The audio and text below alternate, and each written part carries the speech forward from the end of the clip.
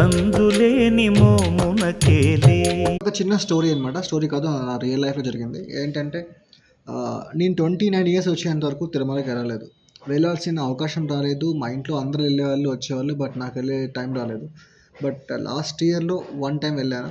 Again within 1 ఇయర్లో 2 times వెళ్ళాను. అవకాశం ఆటోమేటిక్ క్రియేట్ అయిపోతుంది. సో చాలాసార్లు ట్రై చేసినా వెళ్ళడానికి కూడా అవ్వలేదు. సో దీన్ని అంటారు, తిరుమలకి మనం వెళ్ళాలన్నప్పుడు వెళ్ళలేము, దేవుడు మనల్ని చూడాలన్నప్పుడే మనం వెళ్ళగలమని చెప్పి ఒక సామెత ఉంది. సో అదే నిజం అనమాట.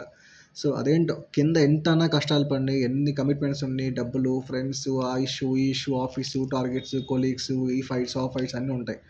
ఒక్కసారి కొండ ఎక్కావా అన్నీ మర్చిపోతావు. ఏ టెన్షన్ అయితే ఏ టెన్షన్ ఉండదు నీకు. సో మరొకటి ఏంటంటే అక్కడ అన్నదానం చేస్తారు కదా, ఆ అన్నదానం మీకు ఎంత డబ్బులన్నా ఉండని, అక్కడ దేవుడి ప్రసాదం ఉన్నంత టేస్ట్ ఏది దొరకదు. ఏమంటారు?